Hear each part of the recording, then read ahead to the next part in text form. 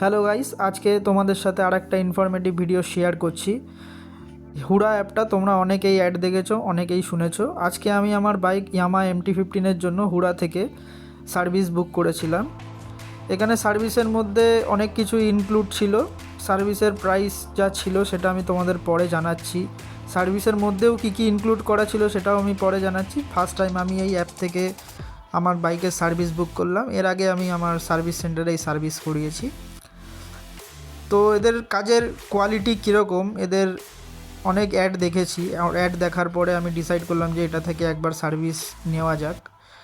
তো service experience কীরকম, service quality কীরকম, সব কিছুই তোমাদের সাথে আজকে শেয়ার করব। ভিডিওটার সাথে থাকো। তো হুডার সার্ভিস প্রোভাইডার দাদা চলে এসছে। আমাদের টাইম স্লট ছিল বিকেল 3টে থেকে 4টের মধ্যে। দাদা 3:45-এ আমাদের বাড়িতে পৌঁছেছিলেন। তো প্রথমে তো দাদা তার জিনিসপত্রগুলো সেট করে নিচ্ছে। এখানে একটা কথা বলে রাখি, আপনাদেরকে জল কিন্তু আপনাদেরকে প্রোভাইড করতে হবে, এবং অনেক ক্ষেত্রে ইলেকট্রিসিটিও আপনাদের প্রোভাইড করতে হতে পারে, কেননা তাদের কাছে যে মোটরটা চলবে সেই মোটরটা চালানোর জন্য ইলেকট্রিসিটি দরকার। তো দাদা নিজের যে মেশিনটা এনেছিলেন সেই মেশিন দিয়েই গাড়িটাকে প্রথমে ভেজাচ্ছেন, এবং তারপরে হয়তো ফোম ওয়াশটা ইউজ করবেন। তো তারপরে দাদা ফোম ওয়াশ ইউজ করা স্টার্ট করলো। প্রথমে মেশিনটা একটু প্রবলেম করছিল, তো তারপরে দাদা অনেক চেষ্টার পরে মেশিনটাকে নিজের যেরকম ইউজেবল ফরম্যাটে নিয়ে আসলেন, এবং সেখান থেকে আবার ফোম ওয়াশ স্টার্ট করলেন। তো আমি এখানে নিচের যেই 849-এর সার্ভিসটা আছে সেটা বুক করেছিলাম, এবং এই সার্ভিসের মধ্যে এই জিনিসগুলো ইনক্লুড ছিল, কিন্তু আমাকে এই ফ্রি মাইক্রোফাইবার কাপড়টা কিন্তু দেওয়া হয়নি। অ্যান্ড সার্ভিস ইঞ্জিনিয়ার দাদা বললেন ওই কাপড়ের যেই টাকাটা হয় সেই টাকাটা নাকি আমাকে 24 ঘন্টার মধ্যে রিফান্ড করে দেবে কোম্পানি।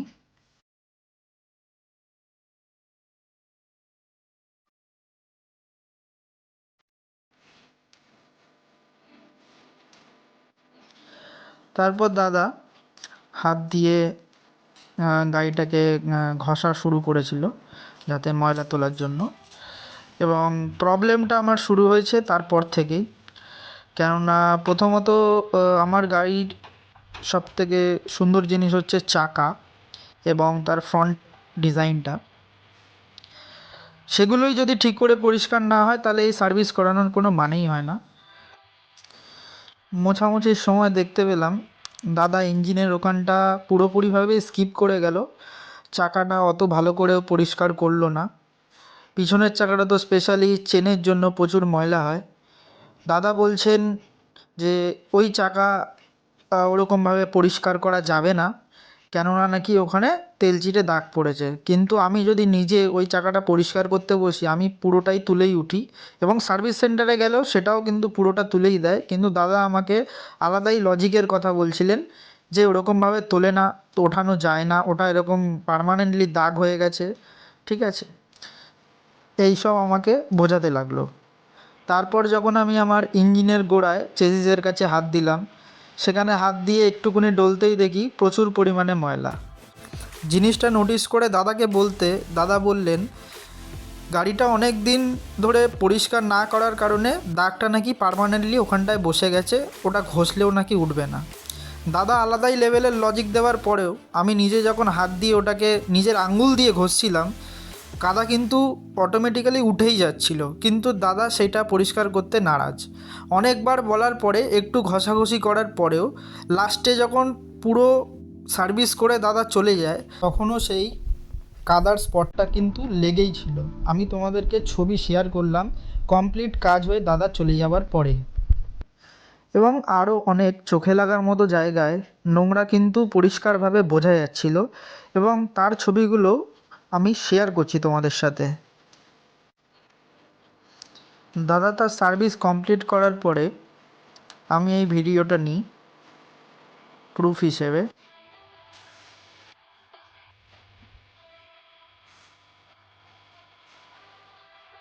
এখানে হ্যান্ডেলের যে এক্সেলেটার তার আছে তার ফাঁকে আমি দাদাকে বলেছিলাম যে এখানে নোংরা লেগে আছে, এটা পরিষ্কার করার জন্য, সেটাও করেনি।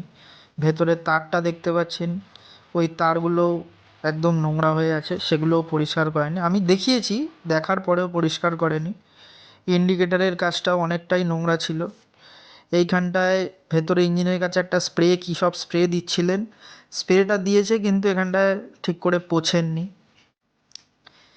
ইঞ্জিনের এইখানটায় যখন আমি দেখলাম, আমি দাদাকে অনেকবারই বলেছিলাম ইঞ্জিনের ওখানটা একটুখানি ভালো করে পরিষ্কার করে দেবেন, কিন্তু তারপরেও দাদা ইঞ্জিনের কাজটা পরিষ্কার করেননি।